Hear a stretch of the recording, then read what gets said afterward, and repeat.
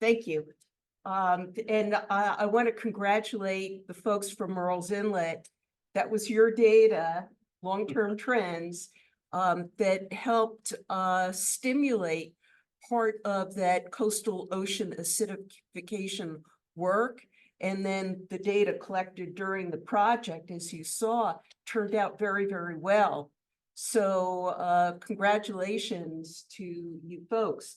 What I'm going to showcase today is mostly data from the Waccamaw River, because I'm trying to get the full benefit of having that very long-term data set. That sampling started back in 2006 on the river, and that means that there's now enough data that we can really ask some pretty hard questions that require very long data sets. We're a little shorter in Murrells Inlet, so I'm just going to show you one case study from Murrells Inlet today. Everybody knows the story about climate, that we're seeing some pretty unusual changes that are different from what human civilization has experienced. You know, if you go back further in geologic time, yeah, we've seen planet Earth, more dramatic changes, but for human civilization, we have climate change issues that are bringing us into a future that we don't have any experience with. So what I wanted to do was share with you today some of what your data is saying on this subject. How are the changes in climate impacting water quality? Again, the data on the river are where we have a long enough data set to begin answering questions like that. Most of this story has to do with how much water is in the river, and that in turn is a response to whether we have a drought or a flood. One of the things that I like to do is leverage your data by finding as many other sources of information as I can to help interpret what's going on. So this is an example here from NOAA, the National Integrated Drought Information System, that I was able to go back in Horry County to 1950 and look at periods of dry. This is the orange and the yellow, and periods of wet, which are the blues and the greens. So some of this is jumping out to you already, but first let me overlay our sampling period from 2006, that was June 2006, to present has been a pretty different kind of period, that we've had a lot of dry weather on the front end of our sampling. And boy, we had a whole block of time here where it was very wet, wet, wet. So we'll talk about what happened there, but what impact that has had on water quality that you have detected through your steady monitoring since that time. Notice here that we're back into a dry weather period.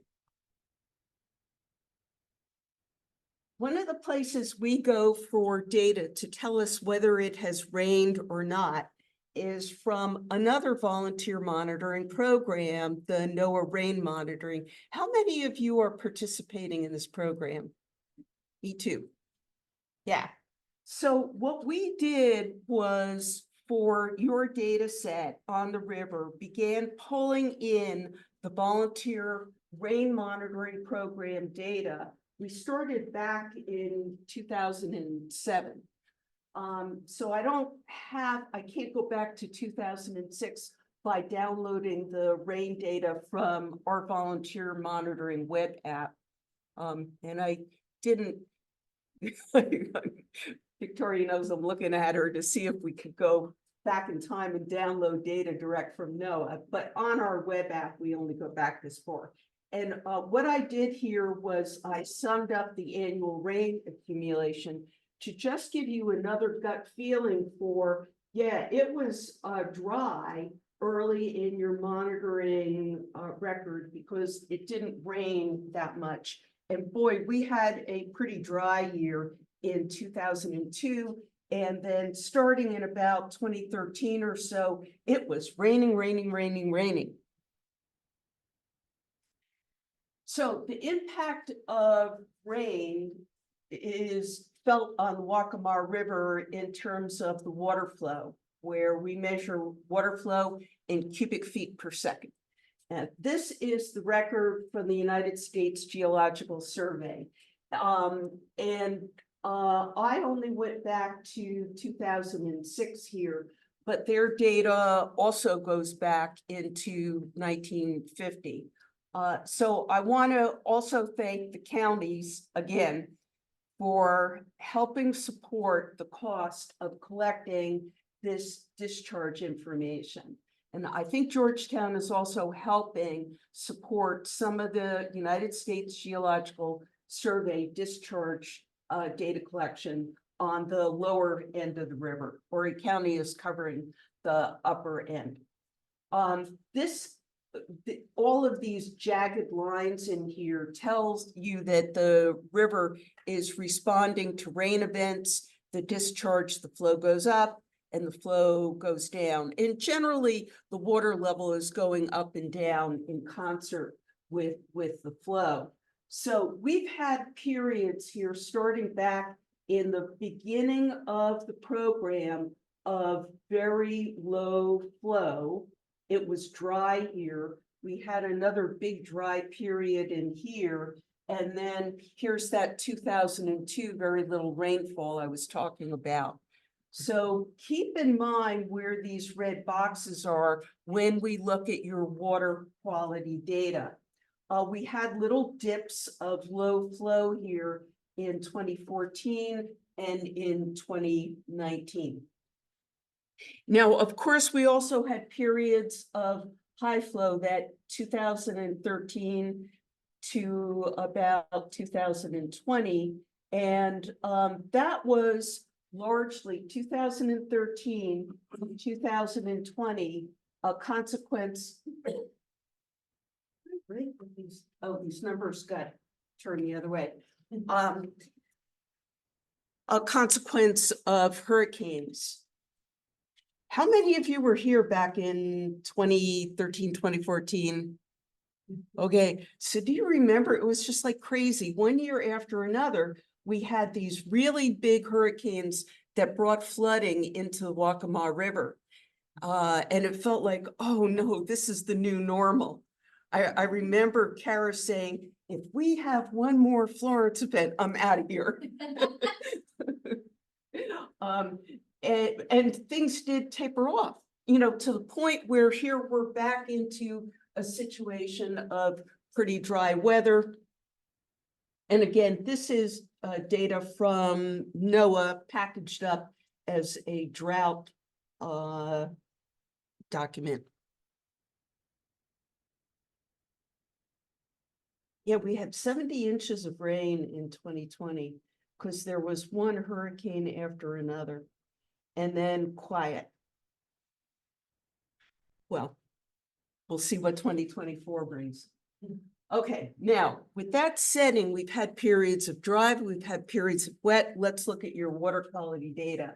I am going to use a measure called total dissolved solids that you're indirectly detecting as specific conductivity. How much electrical current is being conducted by your samples when you put the probe in there. And that's because there are dissolved chemicals that conduct the electricity. The more dissolved chemicals, the more dissolved solids you have in the water. Okay, so you can also think of it as the saltiness of the water because most of those chemicals are different kinds of salts. So increased total dissolved solids are pretty typical during drought periods when you've had little rainfall. Most of the water in the river is coming from groundwater. The groundwater in the soil is percolating out and into the river itself just by hydrostatic head when the water level gets low.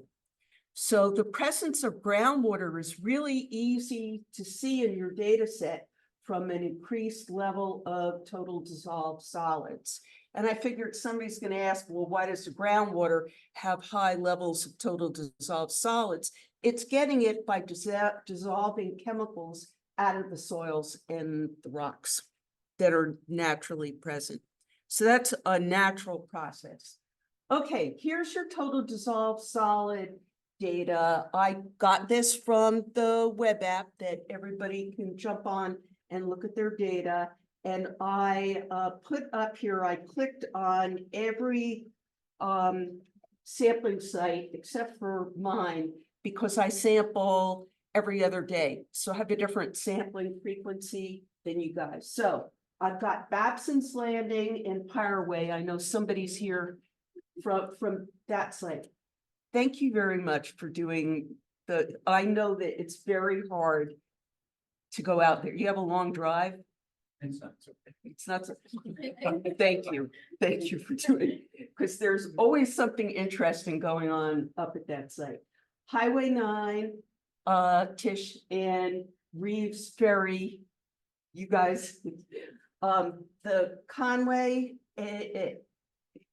the group monitoring pitch is also doing Conway. Okay, and then Peachtree Landing. Is anybody? I didn't think somebody was here. Or Enterprise, Bucksport, but at Wachesaw? No, I don't have Hagley Landing on here. Who's sampling at Hagley? Oh yeah, I don't have the data from Hagley because you're feeling the effect of salt water down there. So you always have very, very high total dissolved solids, but that's natural. That's the effect of the ocean and the tidal flows. So let's look at what some of the trends in the data are. Look at this big peak in here, way at the beginning of the program. We started sampling during a very dry time. So the total dissolved solids went up very high. And that's an effect of there being little water in the river, low flow. So most of the base flow is from groundwater. The other dry period we had in here, 2010 to 2012, also made a peak in your data. And then the last peak of substance is the one out here. We're in another dry period. During that whole time when we had one hurricane after another, look at how low the total dissolved solids were for most of the time during frequent hurricanes, with the exception of 2014 and 2019. We had a little peak in here and a little peak in there. Let's see if I can roll back here. So those were the low flow, that little dip there in 2014, and this little dip here in 2019, you guys picked up as these increases at all of the sites. They all increased for a short period of time in 2014 and then again in 2019. So probably everybody's sitting and wondering, well, who cares about total dissolved solids? There's no water quality standard for this. So what if it went up? So what if it went down? Well, there are some ecological impacts of variations in total dissolved solids. The first is, and I know you've heard a lot about this today, elevated pH. So that also is associated with increased hardness and alkalinity in the water. I measure alkalinity at my sampling site, so I can verify, oh yeah, when the pH goes up, so does the alkalinity. This is a good thing for critters that deposit hard shells made out of calcium carbonate, like mussels. And it just so happens that the Waccamaw River has quite a few endemic species found nowhere else of freshwater mussels. And so does Lake Waccamaw. So these are important species for us here in preserving the natural system. And it's a good thing when the total dissolved solids go up, because it means it's going to be easier for these organisms to deposit their shells. Another consequence that's good of elevated pH is it decreases the bioavailability of toxic metals. So lead, cadmium, these kind of things are less likely to be taken up by the animals and the algae in the Waccamaw system when the total dissolved solids are higher.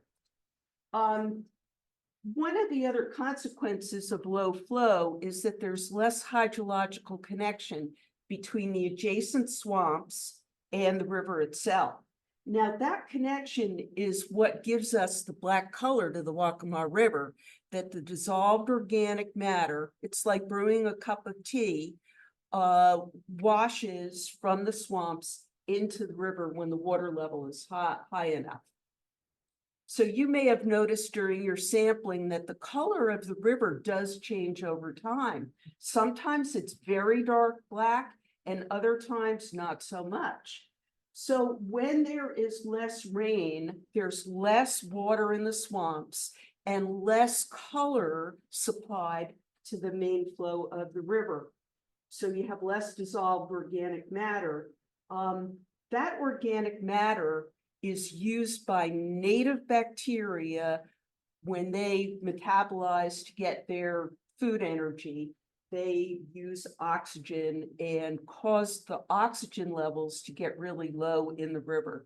So that's why the Waccamaw naturally is a very challenging place for fish and other animals to survive in, because the oxygen levels are usually very, very low. But during drought times, when there's less color, less organic matter, the oxygen levels will be higher. So the whole story I've told you here is that drought conditions create water quality that is less stressful to organisms. Okay, that's the water quality side, but of course, these animals need a certain amount of water in the river to survive. Mussels need water in the river to survive, but I'm just telling you about the water quality story. When you say easier to deposit shells, what does that mean? It means they need to expend less of their metabolic energy to deposit the shell. That's a good thing. Yes, so they can use energy for other purposes like reproduction. They don't have to funnel all their energy into just keeping their shell intact. So elevated pH is good. Is good for the, yeah, and in Lake Waccamaw, nobody samples here in the lake, right? Okay, the pH is always very high. There's different geological setting up there. And that's, I think, part of the reason why there are other endemic species up there, because it's a less stressful setting for animals making hard shells to survive in. That spike is the name of that organism. That's a mussel. This is, Mussel. yeah, but this one, I just took this out of a guidebook, is restricted to the Waccamaw River. I didn't pick one of the species out to show you that's restricted to the lake, but there are others. Kara's saying, yeah, okay. The fat mucket. Mucket. Or the Or Waccamaw is it fat vacation? mucket. Fat mucket. Is it edible? I've never tried. I think they're kind of small. Yeah. Okay. So, now,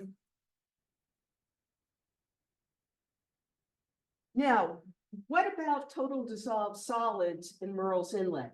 Here's a totally different story. Now, this data goes back to 2008. So this is now a good chunk of data where you can start to ask some questions. Marina Colony Pond, anybody here sample at Marina? No.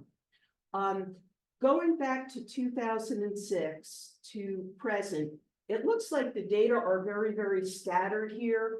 But if you use statistical tools designed for looking at time trends in real life data sets called the Mann-Kendall test for trend, which I've done here, you see that there is strong evidence for this decline in total dissolved solids. Now, I know Brent and Rodney, sorry, thank you, have been looking at the provisional reports that I sent where I've been remarking on, whoa, you know, something's going on at Marina Colony Pond here. Instead of what we saw upward trends during drought, we're seeing, regardless, since 2008 downward trend over time. Okay, anybody want to make a venture guess as to what might be causing this?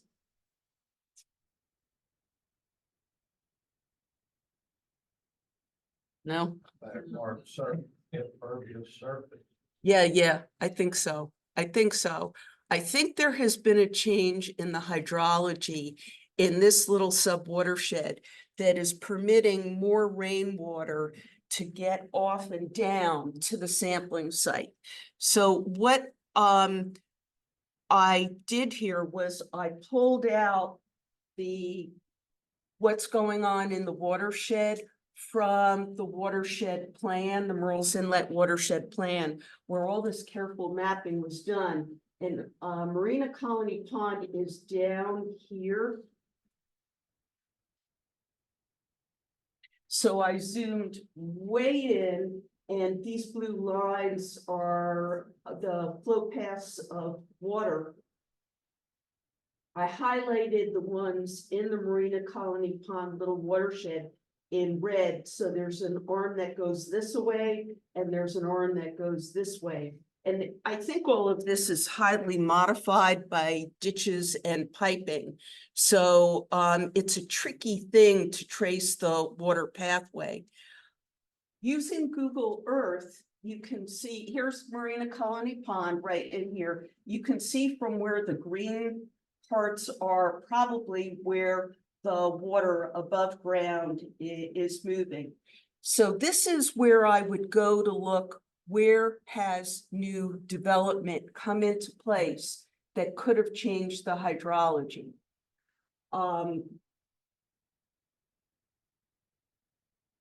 Yeah, I think I'll stop there before speculating about why a change in hydrology would occur, even though new development has to get stormwater management permit approval. I have some thoughts on that, but I'll just stop there to say that this is an interesting thing that we saw in your data, a pretty consistent downward trend. This is the place where I'm going to stop and just check in for time. I had some more data analysis done with the very long data set for Highway 9 on the Waccamaw River using all 74 years of record from the USGS. I think what I'm finally being able to detect is the impacts of hydrological alteration on the flow regime there.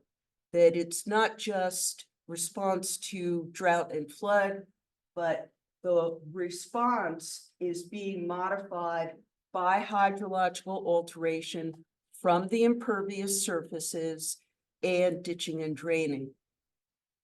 But I know I better check in on time here.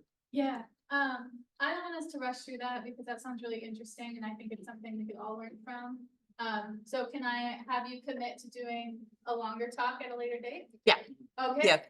That works out. Wow, that was a lot to digest.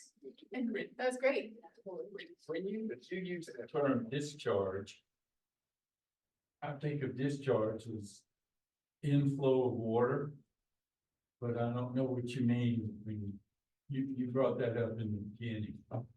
Discharge of Highway 9.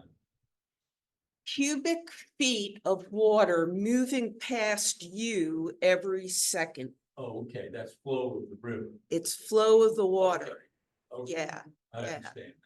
and it doesn't always perfectly relate to how high the water is. Because it could be faster.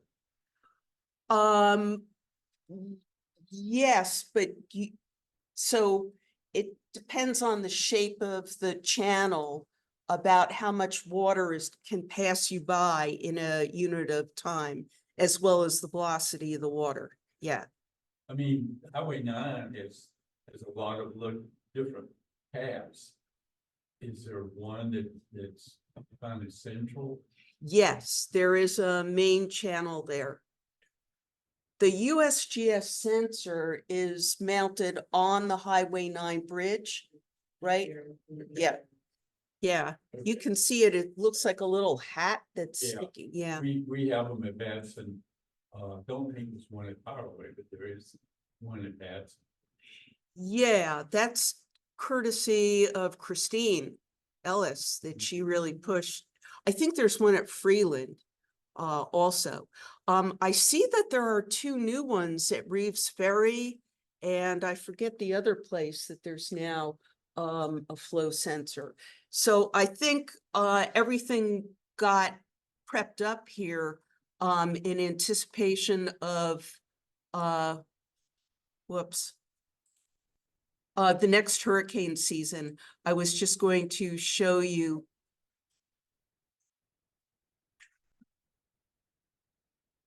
Yeah, I hate it too. What the forecast is for the next hurricane season, it's above normal. Yeah. So I think, I don't know if the counties help fund these extra sites, that there's a couple of more flow sensors in the Waccamaw River. Do you know, Kara? They've been kind of coming from a bunch of different spots. But I do know that one of the recommendations that is going to come out of the PD River Basin Council, which is working on the state water plan for that watershed, is going to be more sensors in more rivers, primarily so we have more data and know what's going on, but also for advanced warnings for flood. So that's going to be one of the things that are brought in there, even though that River Basin Council is focusing more on drought solutions than flooding solutions. We think that it needs to be done. It's good for both, right? Yeah, and there is a really good river flow forecasting coming out of the National Weather Service. Yeah. Can I ask a question? That show is going to be twice as active this year as previous year. Am I correct? It's like 200% increase in hurricane days. I mean, it's like twice as active. Am I right? So cyclone energy is 210 as opposed to 123. Right, Am I getting a little like hysterical here? and the language that the forecasters used was above normal. Wow. They didn't say greatly above normal. That's something. That's a scary life. This is for the East Coast. It includes the Gulf. Oh, yeah, And for the past couple of years, the Gulf has gotten walloped way more than we have on the East Coast. that's true, yeah. Yeah.